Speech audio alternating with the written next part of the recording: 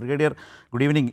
ഒരു പ്രധാനപ്പെട്ട കാര്യം നമ്മളിപ്പോൾ കഴിഞ്ഞ ഒരു അരമണിക്കൂർ സംസാരിച്ചപ്പോൾ ഇന്നത്തെ അടക്കം കാര്യങ്ങളുമായി ബന്ധപ്പെട്ട ലാഹോറിൽ നടത്തിയിട്ടുള്ള നീക്കമൊക്കെ സംസാരിച്ചു വന്നു. അത് ഈ ഓപ്പറേഷൻ സിന്ദൂറിൻ്റെ അടുത്ത ഭാഗമായി തന്നെ കാണുന്നു. അത് പാകിസ്ഥാനെ സംബന്ധിച്ച് വളരെ ഒരു വലിയ തിരിച്ചടി തന്നെയാണ്, വളരെ മാസീവ് സെറ്റ് ബാക്ക് തന്നെയാണ് സംഭവിച്ചിട്ടുള്ളത്. അതിനിടയിൽ ഇന്നിപ്പോൾ സർവകക്ഷി യോഗം നടന്നിരുന്നു. അതിനുശേഷം ഞാൻ അതുമായി ബന്ധപ്പെട്ട ഒരു പ്രധാനപ്പെട്ട കാര്യത്തിലേക്ക് താങ്കളിലേക്ക് വരാം. അതിനു മുമ്പ് ഇന്ന് ഞാൻ നമ്മുടെ ഈ ചർച്ചയുടെ ഭാഗമായി നേരത്തെ സംസാരിച്ചതാണ്, വളരെ പ്രധാനപ്പെട്ട ഒരു ആവശ്യം ഈ സർവകക്ഷി യോഗത്തിൽ ഉയർന്നത് ഈ ഏറ്റവും പ്രധാനപ്പെട്ട കാര്യം മസൂദ് അസറിനെ വിട്ടുകിട്ടാൻ ഇന്ത്യ നീക്കം ശക്തമാക്കണം എന്ന ആവശ്യം. കാരണം വളരെ കൃത്യമായി പാകിസ്ഥാൻ ഒരു ഘട്ടത്തിലും സ്ഥിരീകരിക്കാത്ത, ഇന്ത്യ നിരന്തരം പറഞ്ഞുകൊണ്ടിരുന്ന ആ കൊടും ഭീകരൻ അവിടെ തന്നെയുണ്ട്. അയാളുടെ കുടുംബത്തിലെ 10 അംഗങ്ങൾ അടക്കം കൊല്ലപ്പെട്ട വിവരങ്ങൾ വന്നത് അയാൾ തന്നെ എങ്ങനെയാണ് റെസ്പോണ്ട് ചെയ്തത്, പ്രതികരിച്ചത് എന്നടക്കം ചേർത്ത് PTI അടക്കം റിപ്പോർട്ട് ചെയ്ത വിവരങ്ങളൊക്കെ നമ്മുടെ നാട്ടിലുണ്ട്. ഈ പശ്ചാത്തലത്തിലാണ് മസൂദ് അസറിനെ വിട്ടുകിട്ടാൻ ഇന്ത്യ ശക്തമായി നീങ്ങണം എന്ന് ഇന്നത്തെ സർവകക്ഷി യോഗത്തിലൊരു പ്രധാന ആവശ്യം ഉയർന്നു വന്നത്. അതുമായി ബന്ധപ്പെട്ട് ആ യോഗത്തിൽ സംസാരിച്ചപ്പോൾ എങ്ങനെയാണ് ഉന്നയിച്ചത്, എന്താണ് പറഞ്ഞത് എന്ന ആ ഭാഗം ഒന്ന് കണ്ടുകൊണ്ട് താങ്കളിലേക്കടക്കം ഞാൻ വരാം. മൗലാന മസൂദ് അസറിനെ കുറിച്ചുള്ള ഒരു ചോദ്യം ഞാൻ പ്രത്യേകം ഉന്നയിച്ചു. എന്താ കാരണം 1999 എയർ ഇന്ത്യ ഹോസ്റ്റേജസിനെ വിട്ടുകിട്ടാൻ വേണ്ടി അന്നത്തെ NDA ഗവൺമെൻറ് വിട്ടയച്ചയാളാണ് ഈ ഭീകരൻ. ആ ഭീകരനാണ് ഇപ്പോഴും പല ഘട്ടങ്ങളിലും നമ്മുടെ ഈ അതിർത്തിയിൽ നിന്നുള്ള ഭീകരപ്രവർത്തനങ്ങളിൽ ചർച്ചയ്ക്ക് വിധേയമാകുന്ന വ്യക്തി. ഐക്യരാഷ്ട്രസഭ തന്നെ അദ്ദേഹത്തെ ഗ്ലോബൽ ടെററിസ്റ്റായിട്ട് മുദ്രകുത്തിയിട്ടുണ്ട്. ഈ പശ്ചാത്തലത്തിൽ ഈ മൗലാന ഇന്ത്യക്ക് വിട്ടുകിട്ടാനുള്ള എന്തെങ്കിലും നടപടികൾ ഇന്ത്യ ഗവൺമെൻറ്റിൻ്റെ ഭാഗത്തു നിന്നുണ്ടാകുമോ എന്നുള്ള ചോദ്യം ഉന്നയിക്കപ്പെട്ടിരുന്നു. പൊതുവെ ഇന്ത്യ സർക്കാരിൻ്റെയും സേനയുടെയും നിലപാടുകളെ പിന്തുണച്ചുകൊണ്ട് ഇന്ത്യ ഒറ്റക്കെട്ടോടെ ഈ ഒരു ഭീകരതയെ നേരിടുമെന്നുള്ള ഒരു പ്രഖ്യാപനമാണ് സർവകക്ഷി യോഗത്തിലുണ്ടായത്.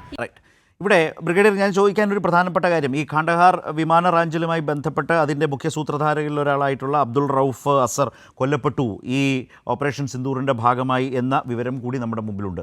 വളരെ പ്രധാനപ്പെട്ട ഒരു ഡിമാൻഡാണ് കേന്ദ്ര സർക്കാരിന് മുമ്പാകെ ഇന്നത്തെ സർവകക്ഷി യോഗത്തിൽ ഉയർന്നത്. നമ്മൾക്ക് അതിലേക്കൊക്കെ പോകാൻ കഴിയുന്ന വിധം ഈ നീക്കം ശക്തമല്ല. ഇപ്പോൾ മസൂദ് അസറിനെ പോലൊരു കൊടും ഭീകരനെ രാജ്യത്തിന് ഡിമാൻഡ് ചെയ്യാൻ വേണം, വിട്ടുകിട്ടണം എന്ന് കുറെ കൂടി ശക്തമായി പറയാൻ കഴിയുന്ന നിലയിലേക്ക് ഓപ്പറേഷൻ സിന്ദൂർ കാര്യങ്ങളെ കൊണ്ടുചെന്ന് എത്തിച്ചിട്ടുണ്ടോ?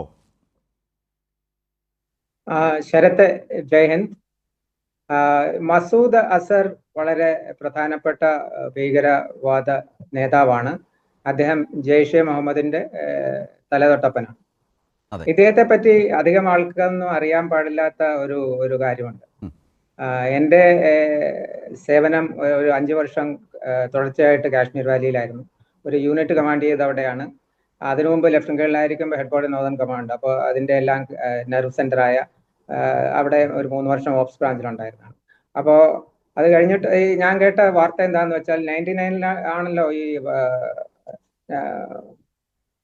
കണ്ഡഹാർ ഉണ്ടായപ്പോഴാണല്ലോ മസൂദ് അസറിനെ വിട്ടുകൊടുക്കാനുള്ള ഡിമാൻഡ് വരുന്നതും ഇവിടുന്ന് അദ്ദേഹത്തെ എസ്കോർട്ട് കൂടി ആ കാഴ്ചകളൊക്കെ നമ്മുടെ എല്ലാവർക്കും ഓർമ്മയുണ്ടാവും.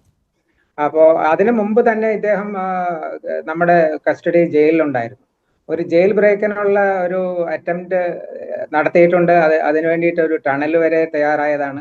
പക്ഷേ ആ ടണലിൽ കൂടെ പുറത്തു പോകാനുള്ള അദ്ദേഹത്തിന്റെ വയറിന്റെ, അദ്ദേഹത്തിന്റെ ശരീരത്തിന്റെ വണ്ണവും കൊണ്ട് അദ്ദേഹത്തിന് പുറത്തിറങ്ങാൻ പറ്റിയില്ലെന്ന് പറഞ്ഞു. അത് ലൈറ്റ് പോയിന്റ് ആയിട്ടല്ല പറയുന്നത്, അങ്ങനെയുള്ള ഒരാളായിരുന്നു.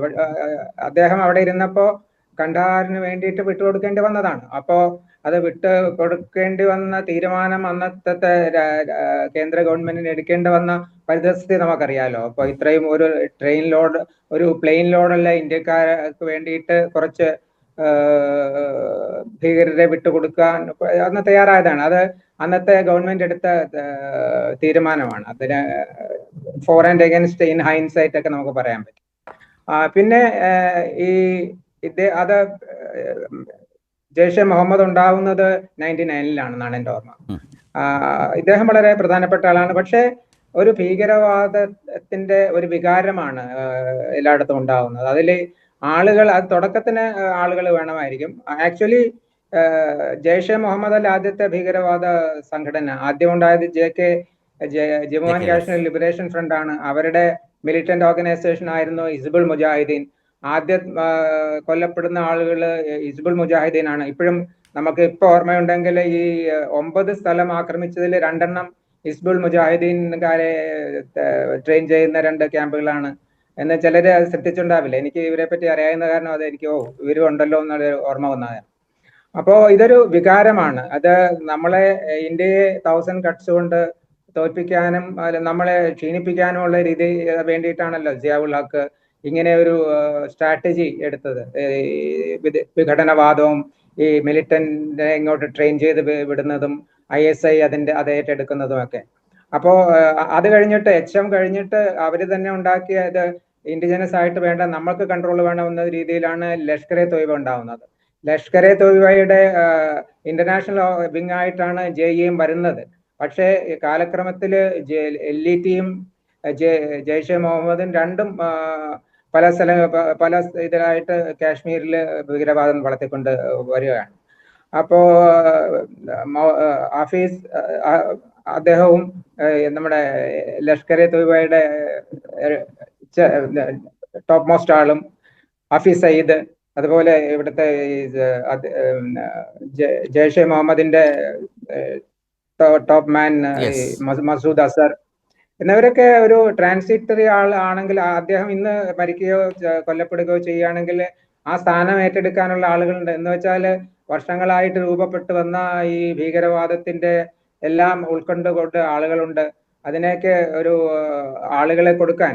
അതെ, അതുകൊണ്ടാണ് ഹെവൻ ഫോർ ടെററിസ്റ്റ്സ് എന്ന് രാജ്യത്തിൻ്റെ പ്രതിരോധ മന്ത്രാലയവും വിദേശകാര്യ മന്ത്രാലയവും ഓപ്പറേഷൻ സിന്ദൂറിന് ശേഷം അതേക്കുറിച്ച് ആ ഭാഗത്തെക്കുറിച്ച് വിശദീകരിച്ചതും വിശേഷിപ്പിച്ചതും അങ്ങനെയാണ്. അങ്ങനെ 21 ക്യാമ്പുകളാണ് ഐഡൻറ്റിഫൈ ചെയ്തിട്ടുള്ളത്. അതിൽ 9 കേന്ദ്രങ്ങൾക്ക് നേരെയാണ് ഇന്നലെ ആക്രമണം തിരിച്ചടിച്ചത്. ഇന്നതിൻ്റെ തുടർച്ചയിലാണ് ലാഹോറിൽ ഈ റഡാർ സംവിധാനമൊക്കെ തകർത്തുകൊണ്ടുള്ള ഇന്ത്യക്കത് ഇന്ന് സൈന്യത്തിന് അത് ചെയ്യേണ്ടി വന്നതാണ്. കാരണം ഇന്ത്യയിലെ പല പ്രദേശങ്ങളും ടാർഗറ്റ് ചെയ്തിട്ട് ആക്രമണം നടന്നു, അതിനെ ചെറുത്തു, അതിനെ നിർവീര്യമാക്കി തിരിച്ചടിച്ചു. ഈ നിലയിലാണ് ഇതിൻ്റെ ഒരു നീക്കം ഇന്നും കൂടി നടന്നിട്ടുള്ള ബ്രിഗേഡിയർ. ഞാൻ